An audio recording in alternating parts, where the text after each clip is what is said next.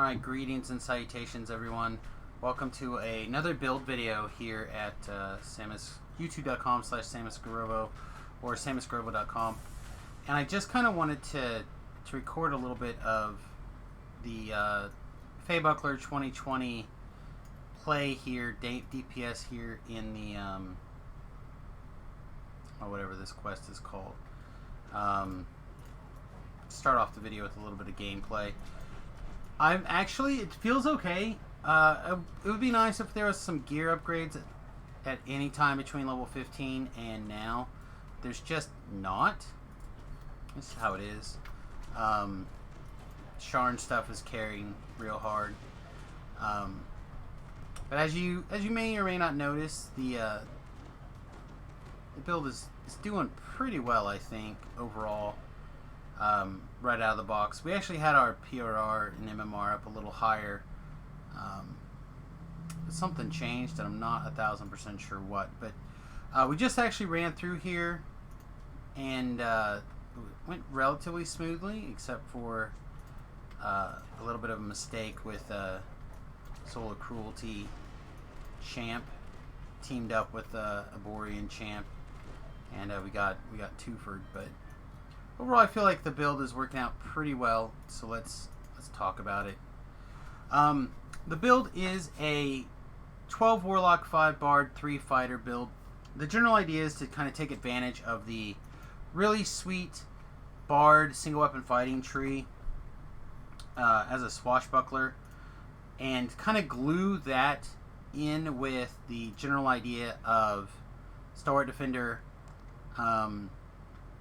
being a little bit more defensive, because you are using a sword and a dagger and a buckler with my build, and you could also use a rapier, but there's some tweaks involved, I think. And then we're specifically using the Warlock aura here and boosting our Constitution about as high as we can get it without going crazy, to give us our temporary healing, as well as using things like Feign Health to kind of boost our temporary healing some more, to make it more of a viable Reaper-esque build. So we're going to kind of talk about it. We're going to get into the weeds a little bit on the build, so it's probably going to be a little bit longer of a video for everybody. I'm recording this as part of my twitch.tv/SamiusGarovo stream, as well as my YouTube stream. So if you could do me a favor and support those two slots with a follow or a subscription, depending on whether you're on Twitch or on YouTube, I'd really appreciate it. Alright, so let's look at the numbers. A couple of things that are going on here. You might notice our PRR and MMR are 133 and 89 respectively, which is not too bad considering we're still just wearing our wildcard light armor. We have to be in light armor because of the swashbuckling goodness. It's one of the requirements. So we have that going on. We are wearing the part of the family set, which kind of limits our options in a couple of ways. I do have a Ring of Power that we're still wearing here at level 20, mostly for the melee alacrity, but the armor piercing is still quite strong. So keep that in mind. This build does allow us to wear a couple pieces of our green steel gear from ages past. May or may not be terrible now. I'm not 100% sure. It's up to you. This is like hit points and fortification, as well as a little acid resistance. And this is hit points and crushing wave guard and ice guard. So I feel like you're okay if you're going to be doing an intimidating type build in some Reaper action. For our other ring, we're wearing a Ring of the Stalker. This one is level 15, which covers Ethereal as well as Seeker 9. As both of those things are important, the Seeker 9 becomes even more important in a few minutes. We'll kind of talk about that.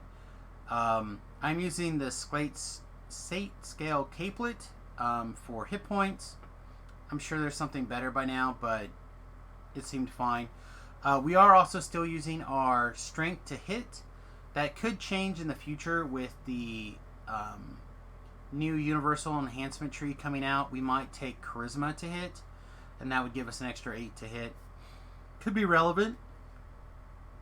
And then We are charisma based and perform based. We are using the symphonic lenses from Ravenloft still, as well as I actually took the time to farm up some materials to make the level 15 blasting chime to give us our sonic spell power, our sonic lore, and stuff like that, weaken constrict, etc. So what does all this kind of do together? I have another video on the Feybuckler on the channel below when I was still kind of fiddling with the general idea of re-updating and re-facelifting this build, which, by the way, that's what this is. This build is a very old build, came from a friend of mine, Jeff Hanna, from Jeff Gamer, or Gamer Jeff, I don't remember. I think it's gamerjeff.com. And he recommended this idea several years ago of what we're kind of doing here, where we're using the Fey Pack Warlock stuff and the Aura to get a little bit of Aura damage in, get a little bit of temporary hit points coming in, and kind of treat it like the preemptive healing type build. And I played several lives from level 20 to 25, back when the level cap was 25, as this build, and it worked out really well for me in those early pre level 30 epics. Excuse me, I'm a little tired today. But now I've dusted it off, and I wanted to see what it was like on a proper build. So we've chosen the half-elf race. The half-elf does a couple things for us. First of all, it gives us a second intimidate timer. If you're going to be intimidating, having 2 cooldowns is better than having 1 cooldown. So that seems pretty obvious. And 2, it allows us to take the dilettante paladin line. And what that lets you do is it lets you add charisma modifier to your saving throws, up to +4 with where I'm at, and you can get, if you have the points, you can take it all the way up to 5 or 6, I think, up here at the top, which I'm not quite there, but one could do it. For the 12 points that I happen to have in my racial tree, I feel like this opens us up quite a bit. The other really cool thing is we have this diplomatic impunity. Reduces your physical damage by 25% for 1 minute, or until you attack, or until you rest. Until you rest, then you get the -2 diplomacy. So what it kind of lets you do is throw an intimidate, hit this thing, throw another intimidate if you need to, just to keep the aggro, keep your DPS down a little bit. It actually was really nice. I didn't use it a ton because I mostly took care of, I was mostly soloing, but I did use it a few times when I was tanking for the group in the situations where I did play with others, and we did do some slightly higher than Reaper 1. Just for purposes of leveling quickly, I went ahead and I played at level 1, or Reaper 1. I talked about these 33 points before in a previous video, but basically the idea is just to get to the bare minimum of everything that you need. So you need swashbuckling, you need skirmisher, so you can use a buckler in your offhand, and in my opinion you need low blow to go with your coup de grace. Those are kind of the things you need. I also kind of feel like you need smooth flourishes, although honestly you could be strength based instead of charisma based probably just about as easily, and maybe get away with it just fine. I also really like this elegant footwork, especially if monsters are going to be attacking you a lot and you're going to try to get your armor class and your dodge up the best you can. 75 doesn't seem that high, but a 19 dodge seems pretty good. Part of that has to do with the fact that, again, we haven't had a level upgrade or a gear upgrade in a long time. And we literally just took level 20 15 minutes ago, 20 minutes ago, whatever. One run through of Bargain of Blood. Over here in Enlightened Spirit, things are kind of like everything that takes in, everything that gets MMR, PRR, permanent shield spell, etc. Kind of in place. And then the idea is to get to Brilliance. So every time your aura goes off, you get your temporary hit points equal to your Constitution score. In this case, it's 45.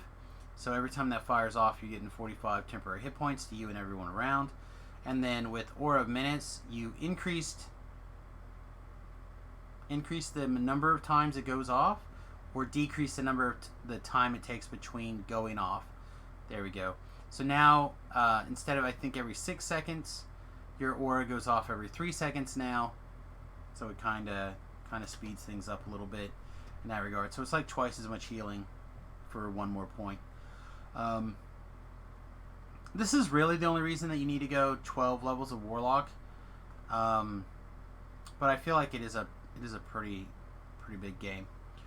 Tainted Scholar, I actually ended up taking really early this life. Again, I will have a complete build over on my website, and then probably also on the forums. And that Feign Health actually did a lot of work for us. So every time we cast any spell on ourselves or our allies, they're going to get a temporary hit points equal to your Charisma, which is another one of the reasons why Charisma is a little bit stronger earlier on, but maybe kind of gets a little bit weaker later on. I don't know. 6 of one, half a dozen of another. But that means every time we cast Haste, we're getting some temporary hit points. Jump or heal. Which basically means our heal is doing... Again, I apologize for the yawning.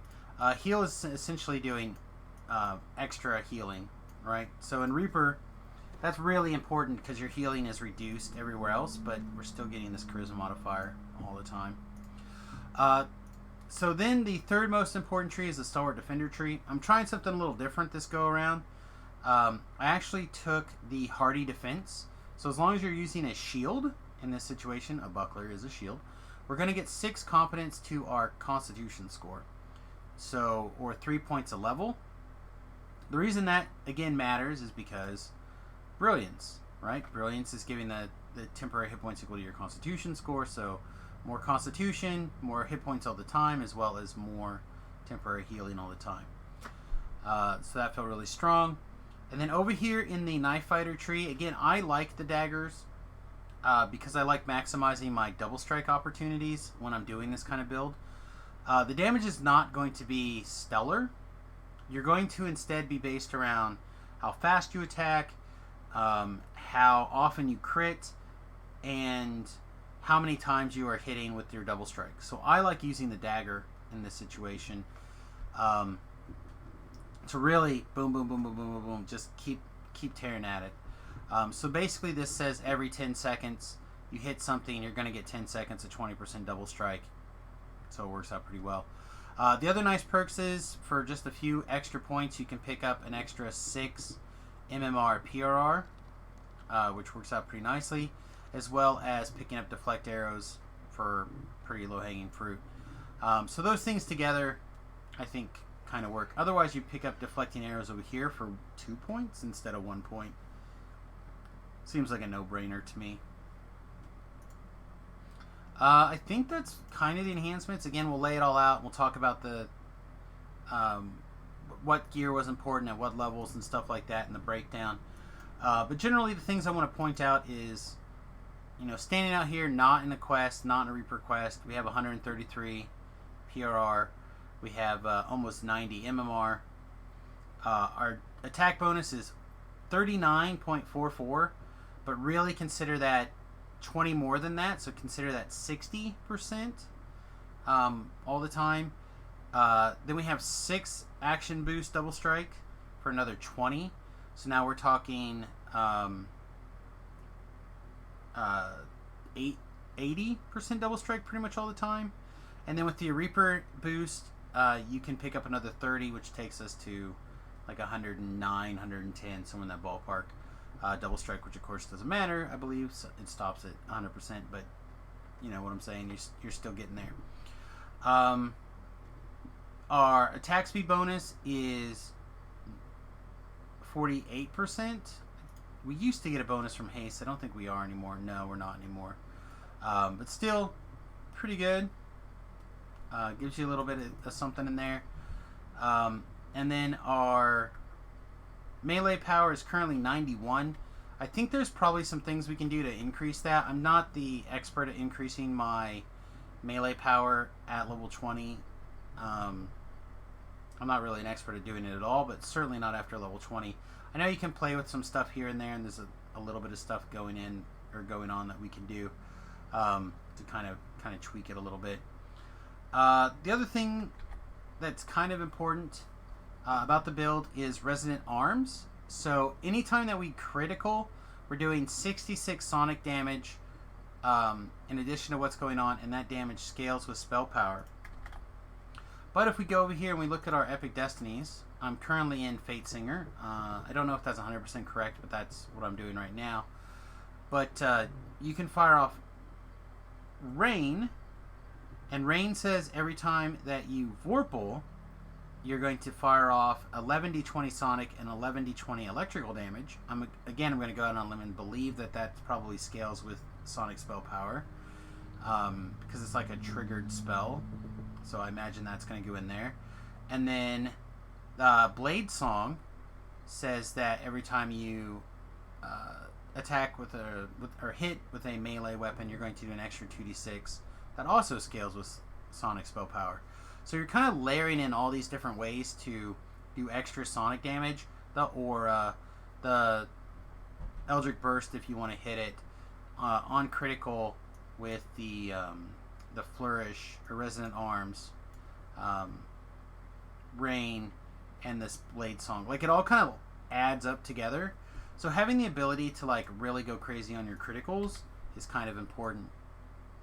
As well as if you're using a Swashbuckler, if you critical, you guard break, which means you stun an enemy or daze an enemy for a couple of seconds.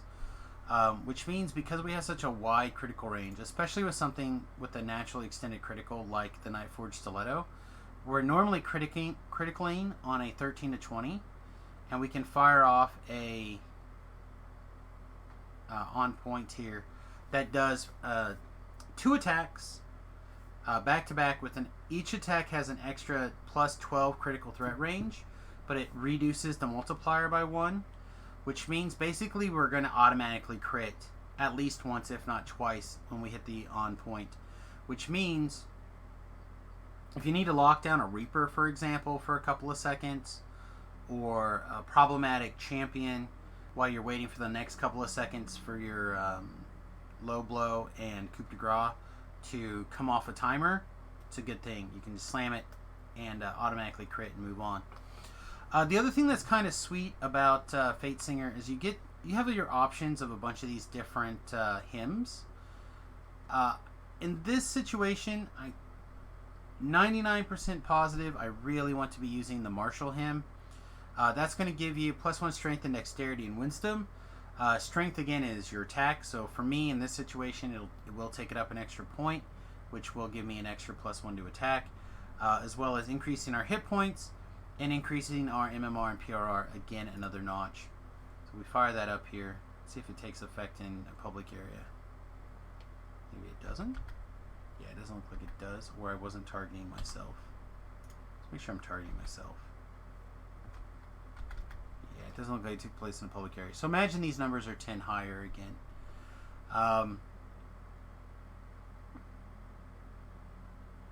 As well as our melee power goes up another 10. So that takes us to 101 melee power, which is pretty good. Pretty good. Let's look at some of our other twists here to kind of to look at things. Again, some of these things I don't know if it's right, but it's kind of what I'm. Titan says you can do it in public. Okay, well there you go. Maybe I already have it applied. It's fine too. Yeah, I see the buff up here. So Grim Precision, because we are so critical based, because we do want a critical so we can get that extra sonic damage. I went ahead and took Grim Precision. We are also using Precision, so we have quite a bit of fortification bypass built in, and part of the reason we do that is because of Thread the Needle gives us extra damage while we are in Precision. So anytime that you can take the opportunity to bypass fortification when you are a critter, I feel it's strong. Meld into Darkness, you can see how much I love it. I didn't even remember to put it on my bar. But when you're doing higher value Reapers, it is really important to be able to hit that. Sometimes go 100% dodge. Then the most important one, in my opinion, is the Legendary Shield Mastery. 15 PRR and 7 Double Strike. when you're using a shield. Seems pretty obvious. And then I was trying the Primal Scream, but I forgot that that is considered a rage effect, and Star Defense doesn't care about rage effects. So I went ahead and I switched back to a Dance of Flowers. I think there's a couple other options that you can explore if you're worried about your defensive stats. You could take like Draconic Presence if you'd like to increase your Intimidate score. For defensive stats, you have like Draconic Perception. You have Unearthly Reactions. There's another one somewhere too, one that hits your Constitution, but I can never remember what it's called. But you can take these different defensive things if you really would like. But I thought we'll increase our damage another little bit. It's a little bit. It's not a lot. We're still using a dagger, so we're not doing infinite damage here. But again, over the long haul of attack speeds, it feels pretty strong. So why leveling up from level 1 to level 20 on a build like this? Because I've actually been asked quite a bit. People really seem to like this build when I play it. They ask me how I'd be looking, or how I'd be playing this on the hardcore server. Would I recommend this build on the hardcore server, etc.? And the answer is sure. It is a good build for like a hardcore server. It doesn't need a lot of things, but it would like a lot of things. So what I mean by that is you want things like the Ring of Power that's your melee alacrity, which can be difficult to come by. It's hard to get that 10 melee alacrity worked into your slots unless you find specifically like this item. If you crafted in the past, you can get a 10 melee alacrity trinket, but again, that's, as far as I know at the time of this recording, that is a thing of the past. You do really rely heavily on a couple of different sets. Titan says melee alacrity doesn't stack with the speed items. I don't have any speed items. I just have the alacrity. So that's something to think about. You do really want this wildcard set. Because you are picking up that 10 artifact double strike bonus, as well as the 10 to your melee power, and that extra fortification. All those things kind of work together. I really like layering together insta-kill effects because of the high double strike, the high opportunity for things to trigger multiple times. So having things that have high proc rates, or low proc rates but big effects, have multiple chances to go off. So like Manslayer, as well as in this case the Vacuum 2, are both really good insta-kill effects. The Rain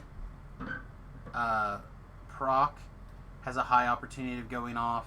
Stuff like that. Those, if I had room to like work in one of those augments that had like the big 2% chance to like go off and do the big burst or whatever that you can get out of the DDO store, I'd look at some of that stuff as well. But I can't. So a lot of those kind of effects become extra good when you're with a super high double strike chance. Anything that says on critical, again, I point to guard breaking, which makes things like the Swashbuckler really sought after, in my opinion. There are a couple of named shields or named bucklers in the game that have guard breaking on them that you can farm. They're just not as good as a Swashbuckler is, but if you are playing on the hardcore server and you don't really have an opportunity to Swashbuckler because they consider the Cove a event, then you're kind of in trouble. So a little bit of all those things together. Again, I'll have a full write-up on my website, samuscribble.com. The one I have right now is not according to this layout, which I did really enjoy. I thought it was a lot of fun. And honestly, as long as I was paying attention, it was really hard to kill. And there's a lot of situations where I didn't even worry about what was going on. So like, for example, in the boss fight in Bargain of Blood just a little bit ago, I was actually reading my enhancements, making sure that an interaction was working the way or not working the way that it was intended, and I just turned on auto attack and slammed my 1, 2, 3 buttons, my attack buttons, just like every once in a while, just to make sure that they were on cooldown, and easily killed the boss without even paying attention. So it is a strong build in that regard. It does have a couple of key pieces of gear that it wants here and there. I would 100% recommend, especially if you're going to play on the hardcore server, you want to go get the, again, if you're going to do dagger build, which is my favorite variation of this, you want to go get a Nightforged Stiletto. You want to go get a Sky Pirate's Dagger. Those are going to be your main weapons below level 10. At level 10, the Barovian Dagger is something that you carry around. It works really well. I like the Macabre Dagger as well. Sometimes it's nice to be able to grab that Mother's Embrace. Sorry, not Mother's Embrace. Vampirism 1. Getting that extra healing coming in, even if it's a slow trickle, can make a big difference. And of course, Human Bane is really strong as well. So, and if you're not on the hardcore server, you're on the live server. While you're farming up your swashbucklers, if you're interested in this build, you also want to pick up some flotsams, or flotsams, or however it's pronounced. This little dagger goes quite a long way. It has lots of functions, not just a undead destroying machine, which it is, but it also happens to be a wooden dagger, which means a lot of mobs, specifically rust monsters, can't kill it. So it's a good all-purpose dagger as well for when it comes to stuff like that. It's not good for killing oozes, unfortunately. We don't really have a good ooze-killing dagger. But I highly recommend picking up at least the level 4 version of this. I don't know if you need the other versions. I would recommend if you were going to say, Sam, I'm going to build this for live server, what should I do? I'd recommend picking up one of every swashbuckler all the way up to even beyond where you think you're going to use it. Say, I know I happen to have the level 20 swashbuckler somewhere. I have a level 24 swashbuckler somewhere. I don't remember if they made a higher level swashbuckler or not, but I'm sure I farmed it out if they did. But I only have this one level 4 flotsam, and I would actually like to have some other ones, but I've never made the time to do it. So farm those things out if you can. I think the blasting chime actually fits really well for this particular piece of gear, or for this particular build. I don't have a lot of other places to fit in resonance or sonic lore. You can craft those things on trinkets, but then you don't have the option to get Anthem, which I don't really use that much, but it's nice. But it gives you the opportunity to take Weakened Construct, which is really good. So, because constructs are something that doesn't crit a whole lot, but this allows you to kind of get to the point where you can crit them. So, all that stuff with a grain of salt. But yeah, I really like this build. I hope you enjoy it. Let me know in the comments if you have any questions or anything. You can also check us out live, twitch.tv/SamusGarobo or youtube.com/SamusGarobo. And hope you enjoyed. Thanks for watching, everyone. Toodles.